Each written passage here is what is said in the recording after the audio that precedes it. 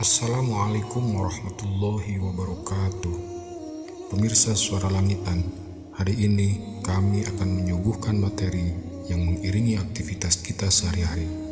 Terima kasih telah setia untuk selalu mengikuti channel ini dan menjadi inspirasi bagi kami. Semoga kita senantiasa diberikan kesehatan dan keselamatan serta diberikan perlindungan oleh Allah Subhanahu wa Ta'ala.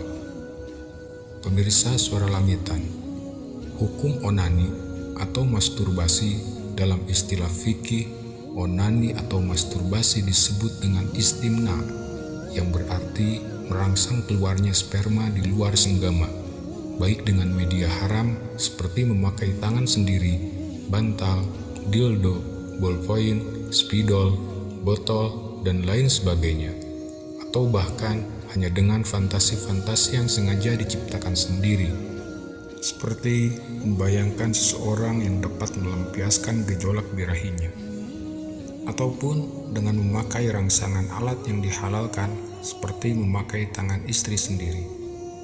Onani yang dilakukan dengan motif melampiaskan gejolak birahi jelas diharamkan, sebab tindakan ini telah melampaui batas-batas seks yang dilegalkan, sebagaimana tertera dalam Al-Quran Surah Al-Mu'minun ayat 5-7.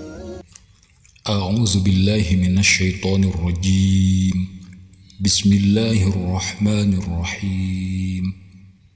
Walladzina hum li furujihim hafizun illa ala azwajihim aw ma malakat aymanuhum fa innahum ghairu malumin. Faman ibtagha wara'a dzalika fa ulaika humul aadun. Dan orang-orang yang memelihara kemaluannya kecuali terhadap istri-istri mereka atau hamba sahaya mereka miliki, maka sesungguhnya mereka tidak tercela. Tetapi barang siapa mencari di balik itu, yaitu zina dan sebagainya, maka mereka itulah orang-orang yang melampaui batas. Sedangkan onani yang dilakukan dengan motif meredam gejolak nafsu, ulama berbeda pendapat. Menurut satu versi diperbolehkan bila dilakukan sebagai alternatif menghindari dosa yang lebih besar, yakni khawatir akan zina. Menurut Imam Ahmad, bagaimanapun onani hukumnya haram, karena kekhawatiran zina masih bisa diredam dengan berpuasa atau lewat mimpi indah. Sedangkan menurut Ibnu Abidin dari mazhab Hanafiyah, istimna wajib dilakukan bila memang menjadi satu-satunya solusi membebaskan diri dari perzinahan.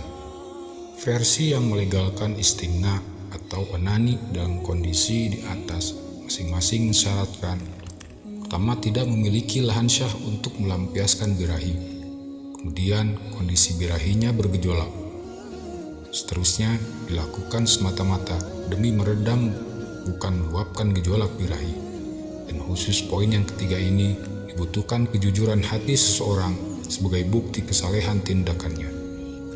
Dampak negatif daripada orang yang melakukan onani yaitu akan merasakan efek fisik, tubuhnya kurus, betisnya lemah dan kendor, kedua matanya cekung dan biru, aura wajahnya pucat, tangannya lemah, badannya gemetar bila diajukan pertanyaan, dan menyebabkan organ seksnya lemah. Kemudian efek psikis, onani yang menjadi kebiasaan akan mengakibatkan seseorang cenderung berpemikiran rendah, berwatak dan bernaluri keras, dungu atau ceroboh, emosional dan suka marah-marah hanya karena permasalahan sepele, tidak memiliki prinsip teguh dan suka menyendiri. Kemudian tentang bagaimana hukumnya azl atau senggama terputus. Dalam literatur fikih, istilah azl diartikan sebagai tindakan suami mencabut penis dalam bersenggama ketika mendekati ejakulasi dan mengeluarkan sperma di luar rahim agar tidak terjadi pembuahan. Secara hukum, setidaknya ada 4 pandangan berbeda sikapi masalah azl ini. Yang pertama, boleh secara mutlak. Pendapat ini dilansir oleh kalangan Syafi'iyah dengan berdasarkan hadis sahih yang diriwayatkan dari Jabir radhiyallahu anhu. Pertama, kami melakukan azal di masa Rasulullah SAW, sementara Al-Quran turun. Jika saja hal itu larangan, niscaya Al-Quran akan melarang kami melakukannya. Muttafaqun alaih, Sunan Ibnu Majah. Kedua, kami melakukan azal pada masa Nabi SAW. Kabar tersebut sampai kepada beliau, tetapi beliau tidak melarangnya. Hadis riwayat Muslim. Akan tetapi, menurut Imam Nawawi, yaitu ulama Syafi'iyah, dalam syarah Muslim menegaskan apabila azal dilakukan demi menghindari kehamilan hukumnya makruh secara mutlak, baik ada kerelaan pihak istri ataupun tidak, karena tindakan azal dianggap memutus keturunan. Selanjutnya, makruh apabila ada hajat.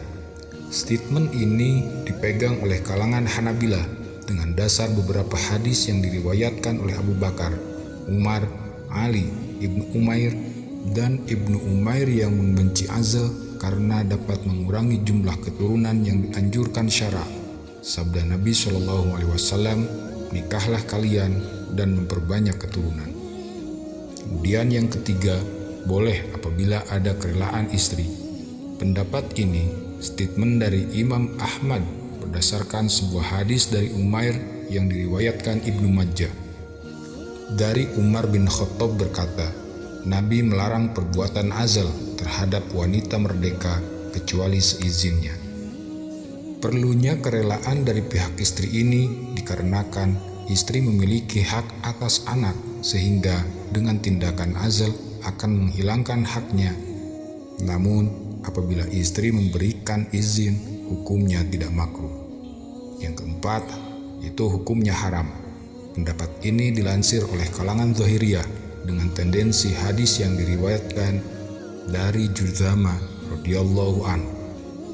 Sesungguhnya para sahabat bertanya tentang azal.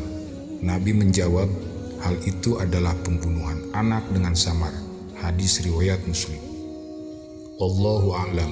Terima kasih atas perhatiannya. Wassalamualaikum warahmatullahi wabarakatuh.